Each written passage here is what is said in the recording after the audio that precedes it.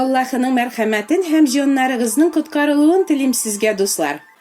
Фарисейларның берсе Гайсәне ашка чакырды.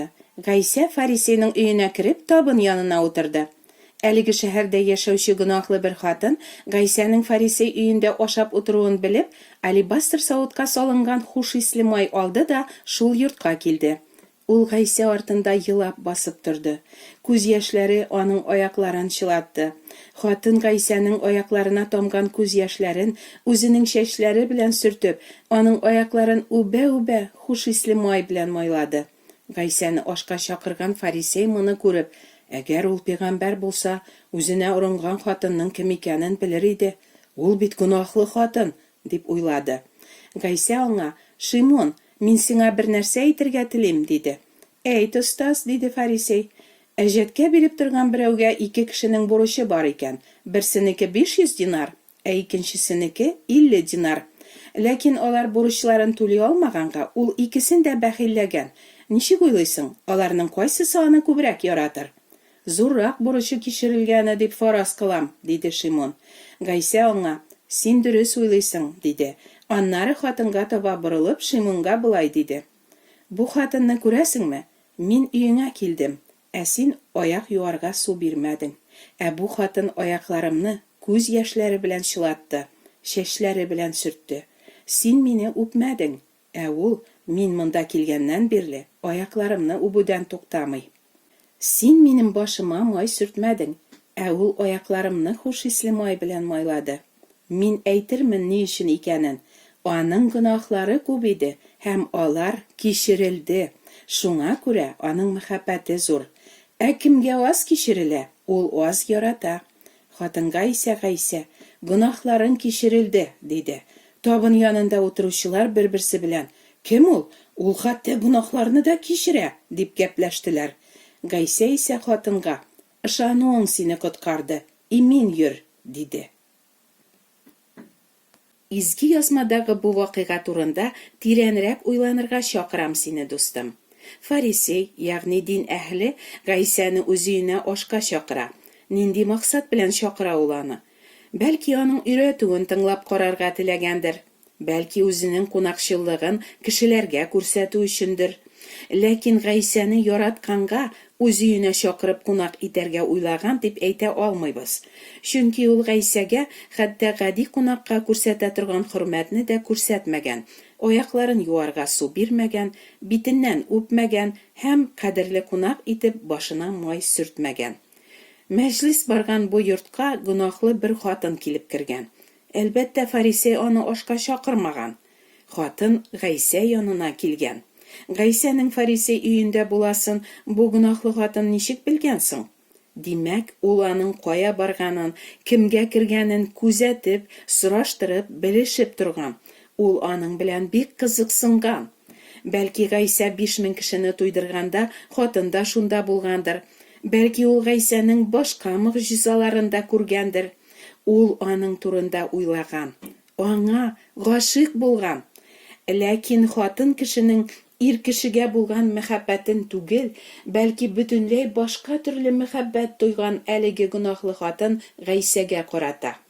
Тирән хөрмәт, курку, өмет, ышаныч, кадерләү, соклану һәм рәхмәтлелек тулы илаһи мәхәббәт булган бу.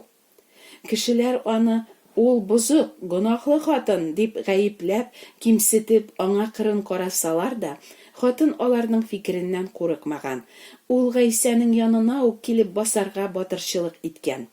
Аш мәҗлисенә җыелган кешеләрнең табынын ямьсезләп, алар янында күз яшьләре түгеп торудан да хатын оялмаган, куып җибәрерләр дип тә курыкмаган. Нигә елаган соң ул? Кешеләрнең үзен кимсетүләреннән, рәнҗетүләреннән, үзенең ачы язмышыннан зарланып елаганмы ул? Юк, бу Гайсәгә чиксез рәхмәт яшьләре булган. Гайсәнең аякларына тамган күз яшьләрен гөнаһлы хатын чәчләре белән сөрткән. Ул Гайсәнең аякларын йылый-йылый үпкән. Ә фарисей бу хатынга җирәнеп караган. Гөнаһлы хатынга үзенә кагылырга юл куйганы өчен Гайсәнең хәтта пәйгамбәр булуында да фарисейда шик туган. Гайсәнең Пәйгамбәр генә түгел, кеше күңелендәге уйларны да белеп торучы иң бөек илаһи зат икәне аңа ачылмаган булган шул. Нигә хатын Гайсәгә шундый тирән хөрмәт мәхәббәт күрсәтергә теләде икән? Гайсә Шимонга сөйләгән киная моңа җавап бирә. Хатынның гөнаһлары кичерелгән булган. Димәк, моңа кадәр үк хатын Гайсәнең өйрәтүен ишеткән, үзенең гөнаһлары өчен тәмугка лаек икәнен йөрәге белән аңлап елаган, үкенгән, оялган ул. Гайсәнең илаһи зат икәнен, аңарда чын тормыш барын, үзенә иман итүче һәркемне коткарырга Гайсәнең кодрәте барлыгын изге рух хатынга ачкан һәм аның күңеле яңарган. Хатын Гайсә янына килергә, аңа үзенең рәхмәтен, сөюен белдерергә теләгән. Хатын Гайсә каршында башын иеп кенә калмаган. Гайсәнең изге, саф, бу җиргә безне коткару өчен килгән аякларын рәхмәт әйтеп йылый-йылый үпкән ул. Хатын алдан ук алебастр савытка хушисле май салып әзерләп куйган. Ул бик кыйммәтле май булган. Мөгаен хатын үзенең бар байлыгын сарыф иткәндер. Үзенә кыйммәтле киемнәр, матур бизәнү әйберләре алмаган ул булган акчаларына. Ул Гайсә өчен үзенең бөтен җыйган мал-мөлкәтен биргән. Аның кулы булырга теләвен белдергән ул. Хатын аңлаган, үзенең күп гөнаһларын Гайсә кичергәнен. Шуңа күрә аның Гайсәгә мәхәббәте дә зур булган. Өстәл артында утыручылар: "Кем ул? Ул хәтта гөнаһларны да кичерә", дип бер-берсе белән сөйләшә башлыйлар. Дустым, чын иманга дөрес адым ясау өчен бу сорауларны син дә бир Аллаһыга. Кем ул Гайсә? Ул хәтта гөнаһларны да кичерәмени? Әгәр ихлас күңелеңнән белергә теләп сорасаң, Раббы сине җавапсыз калдырмас. Мөмкинлек бар чакта сорагыз, сезгә бирерләр. Эзләгез, табарсыз, шакыгыз, сезгә ачарлар. Чөнки һәр сораучы ала, эзләүче таба һәм шакучыга ачалар. Кемгә аз кичерелә, ул аз ярата, ди Гайсә.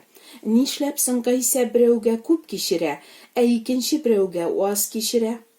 Кичерү алу өчен гөнаһларыңны, аларга башыңнан аягыңа тиклем батканлыгыңны күрергә кирәк. Ләкин кызганычка каршы һәркем үзен тәмугка ук лаек гөнаһлыга санамый. Минлелек, тәкәбберлек вирусы аның аңын томалаганга күрә, кеше аңламый үзенең бөтен уйлары, теләкләре, омтылышлары, ниятләре, максатлары, хыяллары, фикерләү рәвеше барысы да төзәтә алмаслык гөнаһлы икәнен. Әгәр кемгә дә булса, анализларыгыз сездә рак чире башланганын күрсәтә дисәләр, әлбәттә ул кеше үзенең озакламый үләчәген аңлап, тизрәк дәвалану өчен табибка йөгерә. Кешедәге гөнаһ вирусы да рак чире кебек. Гөнаһ кешене үтерә. Үтереп кенә калмый, ди Алла сүзе. Гөнаһ кешене мәңгелек тамугка илтә. Ләкин кеше: "Минем гөнаһларым ул чаклы ук күп түгел, мин яхшы кеше", дип күктәге табибның диагнозы белән ризалашмый, аңа ышанмый. Әлбәттә, мондый кеше бөек табибның аны сихәтләндерүенә мохтаҗ түгел. Ул аңа кирәк түгел, чөнки ул үзен сәламәт, ягъни тәкъва дип исәпли. Гайсә булай ди: "Табиб сәламәт кешеләргә түгел, ауруларга кирәк. Мин бит тәкъва кешеләрне түгел, гөнаһлыларны чакырырга килдем". Әйе, үзләрен яхшы, тәкъва дип исәпләүчеләр Гайсәнең коткаруына мохтаҗ түгелләр. Ләкин һәркемне Аллаһы кисәтә. Үледән терелтелгән Гайсә Мәсихтән гайре кешеләрне тәмугтан коткарырдай башка исем юк. Әгәр син үзләре дә адашкан, башкаларны да адаштыручы сукыр юлбашчылар сүзен кабатлап, "Безнең пәйгамбәребез Мөхәммәд, миңа Гайсә кирәкми", дисең икән, син, дустым, үле рухыңны терелтә алучы бөек заттан мәңгегә баш тартасың. Чөнки Гайсәдән башка беркем дә синең гөнаһларыңны үз өстенә алып, алар өчен хак түләп, канын коймаган, җанын бирмәгән.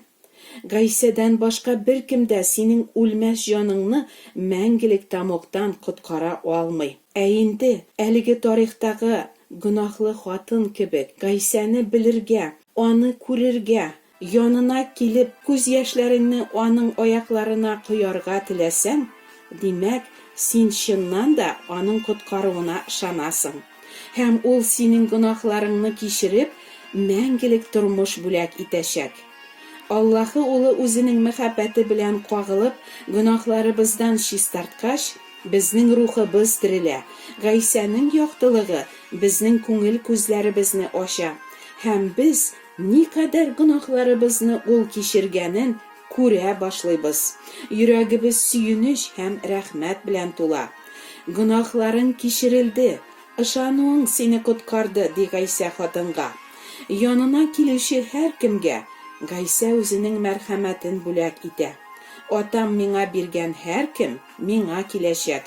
Килгәннәрне һич кашан куып җибәрмәячәкмен, ди Гайсә. Килегез аның янына. Гөнаһларыгызның кичерелүен һәм мәңгелек тормыш алыгыз. Амин.